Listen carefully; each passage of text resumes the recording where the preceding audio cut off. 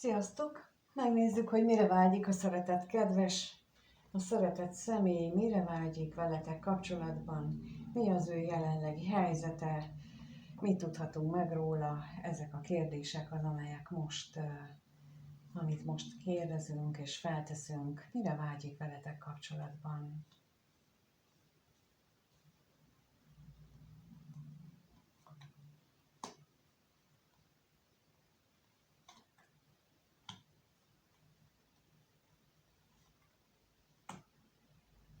Hogy mire vágyik? Hát szeretne veletek lenni, együtt szórakozni, együtt megélni az örömöket, jól lenni, azokat a váratlan eseményeket hátrahagyni, amelyek ezt megakadályozhatnák, és szeretné, hogyha ketten együtt ilyen nagyon nagy bőséget tudnátok teremteni magatoknak,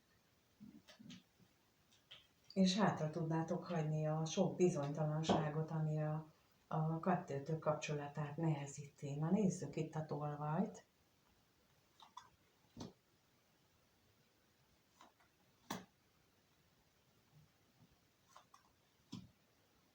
Hát bizony, itt vannak olyan nehezítő tényezők, amelyek elég sok fájdalmat okozhatnak, főleg a női félnek.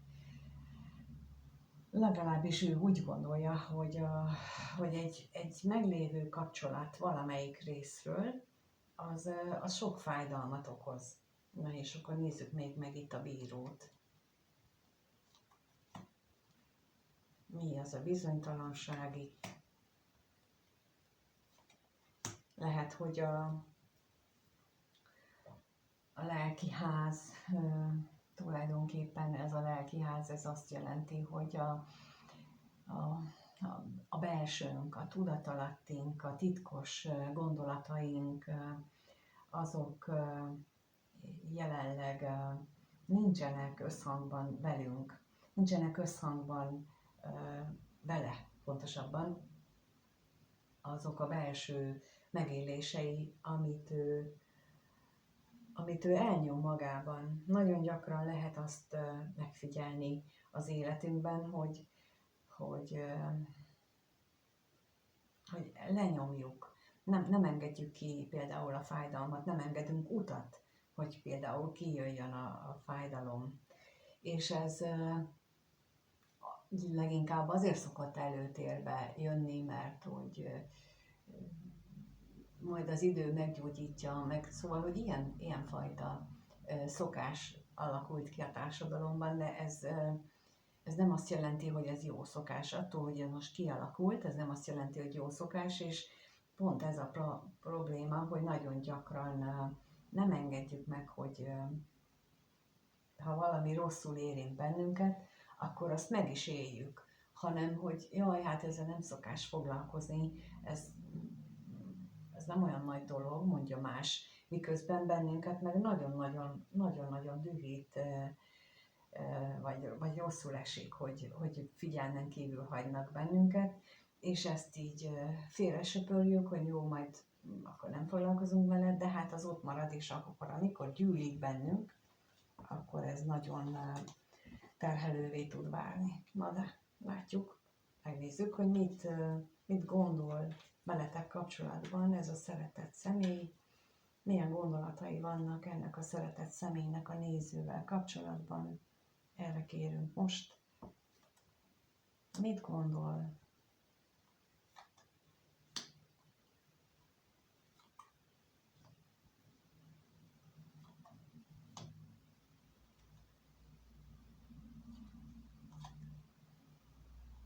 Hát azt gondolja, hogy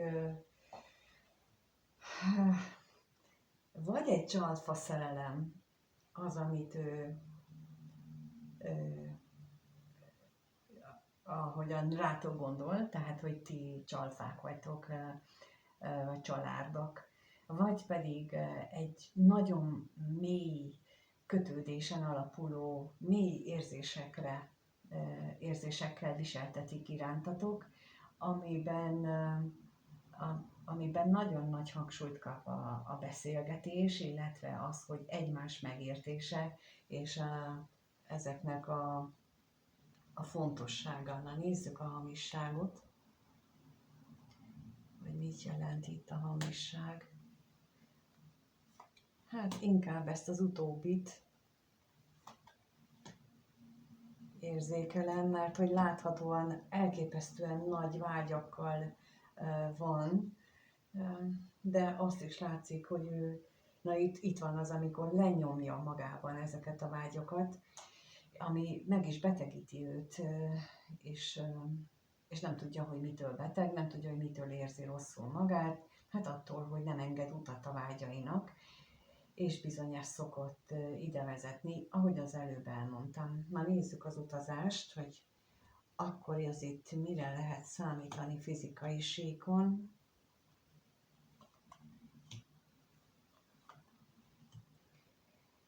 Hát nehézségekbe ütközik ugye ez a kommunikáció, bár, mint mondtam az előbb, nagyon jól működhet közöttetek, nehézségekbe ütközik vagy a családi minták miatt, vagy a családnak az állandó veszekedései miatt azok, ahogyan megéli ő az ő mintáit.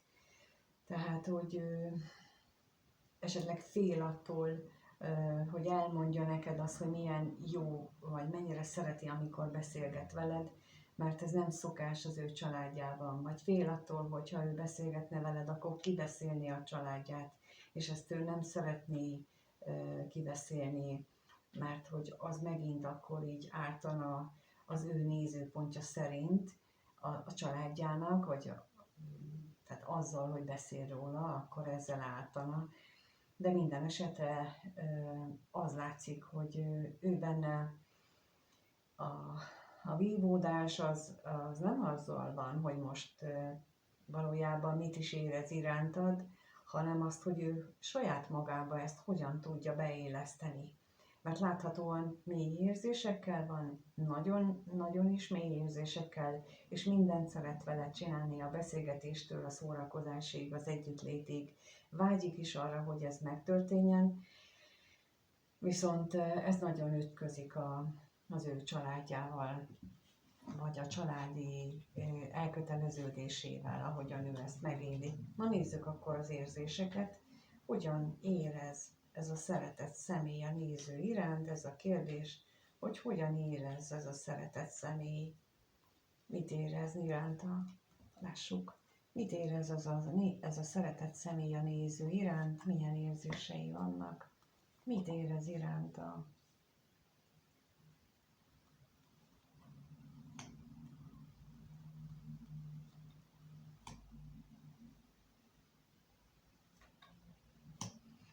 Mint amikor valakitől ellopják a legdrágább kincsét, úgy éli meg a jelenlegi szituációt, vagyis lehet, hogy most nem vagytok együtt, de ő úgy éli meg ezt a hiányt, ezt a kiüresedés állapotát,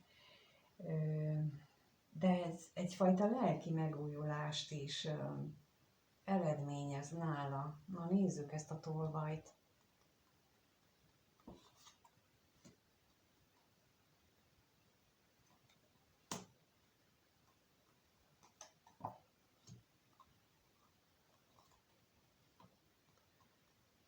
Oha.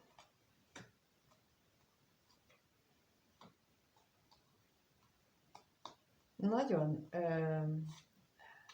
a szerelem érzése benne nagyon nagy félelmeket indított el, illetve az, hogy micsoda változások mennek benne végbe ennek az érzésnek a megélésének a kapcsán. Gyakran lehet azt tapasztalni, hogy ezért aztán megfutamodnak, és lehet, hogy például ez ennek a lényege, hogy azért érzi ezt az ürességet, mert ő hagyta hátra a legnagyobb kincset az életében, vagy ő próbálja hátrahagyni, hogyha mondjuk van még köztetek kapcsolat. De ez azért van, mert hogy az ő vágyait, az ő reményeinek a teljesülését, az az őrült nagy félelem akadályozza, ami benne van, hogy fél megadni magát a szerelemnek, fél átadni magát ennek az érzésnek, mert hogy ez így teljesen kifacsorná az ő eddigi valójából. Na, nézzük itt a gyermeket.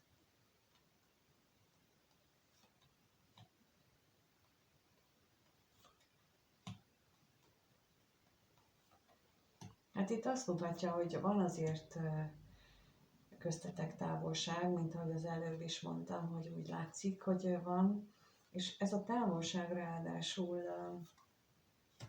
eléggé hirtelen következett be, és eléggé megviselt mindkettőtöket, ugyanakkor pedig az is látható, hogy ő úgy éli meg, hogy neki muszáj volt visszafordulni a múltja felé, muszáj volt tekintettel lenni egy számára fontos személyre, muszáj volt ezt így megélnie, függetlenül attól, hogy mondom, hogy itt,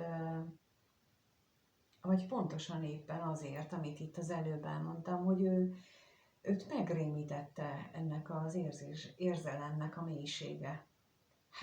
Hát ő akkor teljesen meztelen lenne, hogyha ennek ő megadná magát, és talán ő még soha életében nem volt így lelkileg lemeztelenítve, ezért nem tudja azt megélni és elfogadni sem, inkább akkor azt választja, hogy akkor visszatérek a múltbeli szokásaimhoz, akkor is, hogyha ez nekem igazából fájdalmat okoz, mert itt is látható, hogy ürességet él meg, itt is látható, hogy ez a hirtelen hátraarc, ez nagy-nagy fájdalmat okozott neki, lelki fájdalom elsősorban, de tulajdonképpen azt hiszem, hogy itt mégis, mivel itt van az állandóság, az égieknek a alapja az én értelmezésemből, tehát ők figyelemmel kísérik ezt az esemény sorozatot, amit ő megél és érzékel, és támogatják őt pont olyan energiákkal, amire neki szüksége van. Hát van, akinél ugye arra van szüksége, hogy ő legyen meg a bátorsága is, bemerje vállalni ezt a lelki lemeztelenítést, és van, akinél pedig azt, hogy hát forduljon vissza, és akkor ott tegye meg a kötelességét, és ott tanulja meg magát lelkileg megélni. És ez teljesen egyedi, és csak egyénenként lehet megnézni, de megnézzük akkor, hogyan fog alakulni a következő néhány nap, egy hét, a néző és között, a szeretett személy között, tehát ez a szeretett személy hogyan, vagy mire számíthat a néző ettől a szeretett személytől, mire számíthat tőle.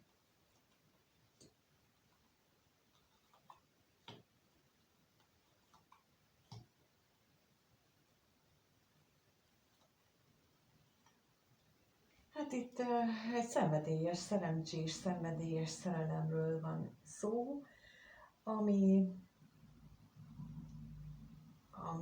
viszont lehetséges, hogy egy hazugságon alapuló kapcsolatot is takar. Na de nézzük meg, hogy mi ez a hazugság itt, hamisság itt.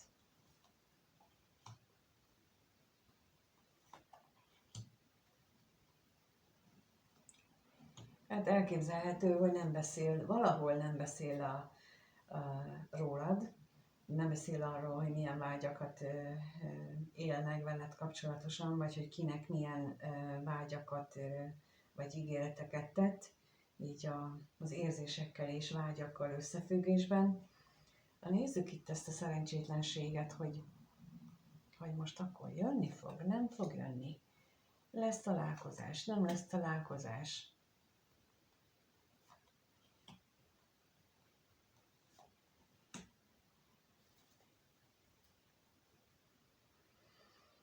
Hát én azt gondolom, hogy itt jelen esetben inkább arra azt mondanám, hogy nem lesz találkozás, mert itt azt látom, hogy elég szomorúan fogod ezt fogadni, és ő, mint ahogy az előbb is látszott, ő a saját családjára, a saját mintáira, a családi mintáira fog fókuszálni a fizikai síkon, de egyébként pedig nagyon szenvedélyes szerelmet érez irántad. Tehát ez ilyen ellentmondás, hogyha ezt éli meg, akkor miért nem jön? Hát azért, mert rengeteg sebe akadályozza, amit a gyermekkorából, meg az eddigi életéből összeszedett magának, azok a sebek a feldolgozatlanságuk miatt tulajdonképpen, mert hogyha feldolgozzuk a sebeinket, tudjátok, egy idő után begyógyul, mint a kezünkön, vagy bárhol. De ha nem dolgozzuk fel, ha nem kötözzük be, meg még ráadásul eladóan be is verjük, mert úgy szokott lenni, hogyha az ember megsérül, akkor mindig ugyanott veri be a kezét, lábát, mindenit, ugyanúgy sérült, akkor az nagyon sokáig fáj. És ugyanígy vannak a lelki sebek is, tehát hogyha nem törődünk vele, azok nem múlnak el. Nem. Legfeljebb háttérben húzódik, mert mondjuk jön helyette másik, és akkor nem az előzővel foglalkozunk, hanem az újjal, de ettől még a régi nem gyógyul be. Ellentétben ugye a bőrünk azért, ha jó kondiban vagyunk, akkor az meggyógyul magától, de a lelki sebek azok nem. Úgyhogy itt erre lehet számítani. Köszönöm, hogy itt vagytok és nézitek a videót, köszönöm azt is, ha megírjátok kommentbe, hogy ez nálatok hogy működik. És a leírásban megtaláljátok az elérhetőséget, ha egyéni konzultációt szeretnétek, de arra is van lehetőség, hogy ikellánggal kapcsolatosan beszéljünk, vagy a szellemi megélésekről is beszéljünk, esetleg karmaoldásokat is, és a belső gyermekről is van blog a leírásban, ott vannak a linkek, a kékkel jelöltek, arra rákattintva mindjárt oda is találtok, úgyhogy javaslom, hogy ezt akit érint, azt tegye meg. Köszönöm a lájkokat és a feliratkozást is, és amíg nem találkozunk, mindenkinek minden jót kívánok. Sziasztok!